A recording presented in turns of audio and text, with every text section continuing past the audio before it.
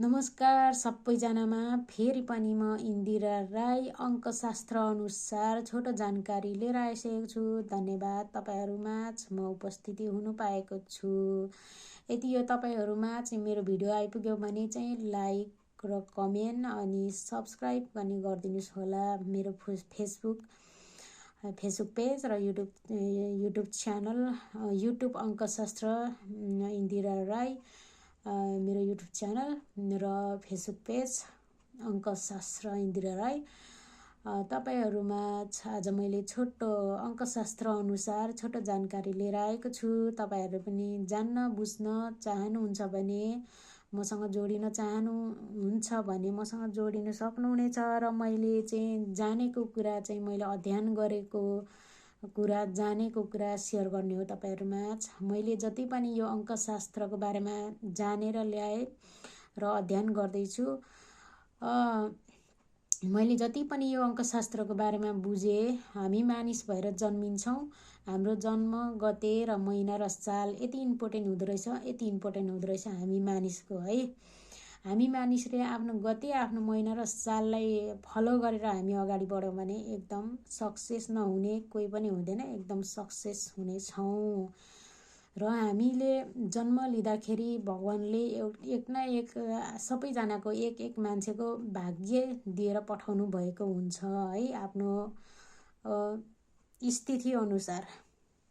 र हामी त्यसरी नै हामी स्थिति अनुसार अगाडि बढ्न सक्छौँ। 1 गते 10 गते 19 गते जन्मिने मानिस 1 नम्बरको यानि कि सूर्य ग्रहको हुन्छ। 3 गते 12 गते 21 गते जन्मिने मानिस बृहस्पति ग्रहको हुन्छ र 6 गते 14 गते 24 गते जन्मिने मानिस शुक्र ग्रहको हुन्छ है। आज 1 गते 3 गते 6 गते जन्मिने मानिसले चाहिँ के अपनाउनु पर्ने भन्ने लिएर आएको छु। हामी मानिसले चाहिँ अपनाउनु पर्ने कुराहरू चाहिँ के छ भने हामी हच्चमा काम गर्छौँ के हरेक कुराहरूमा हच्चमा काम गर्छौँ।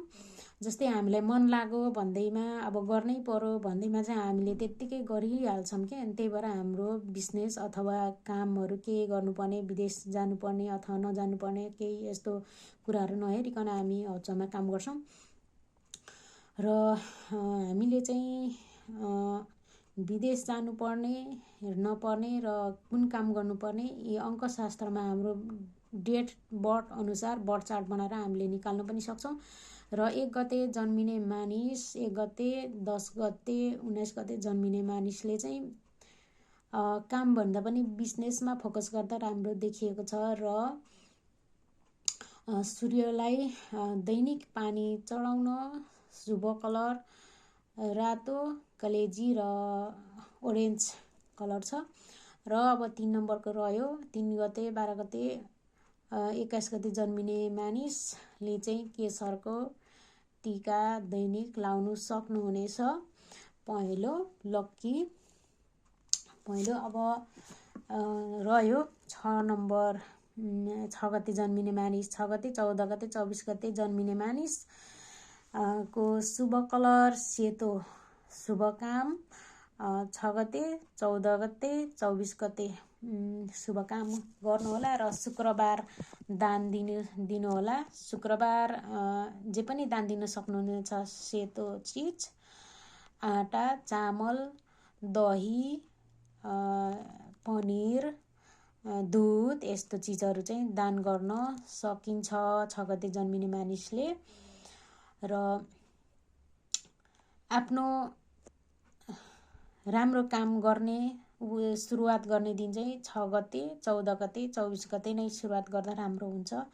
यसरी गरेर अगाडि बढ्दाखेरि एकदम राम्रो हुन्छ। र हामी सबैले चाहिँ आफ्नो डेट बर्थ अनुसार मैले बर्थ चार्ट पनि बनाएर पहिलो भिडियोहरूमा लगाइसकेको छु। तपाईहरुले मेरो पहिलो भिडियो सर्च गरेर हेर्न सक्नुहुनेछ।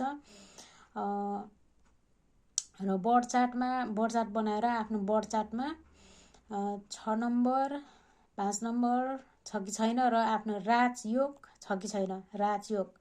राजयोग भनेको एकदम इम्पोर्टेन्ट छ। 4 5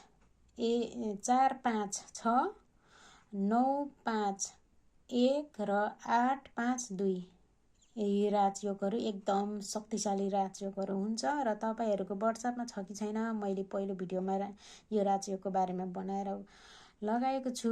तपाईँहरूले हेर्न सक्नुहुनेछ मेरो भिडियोहरूमा। यदि अङ्कशास्त्रको बारेमा जोडिन चाहनुहुन्छ भने मलाई सम्झिन सक्नुहुनेछ, मेसेज गर्नु सक्नुहुनेछ, कमेन्ट गर्नु सक्नुहुनेछ। धन्यवाद सबैजनालाई।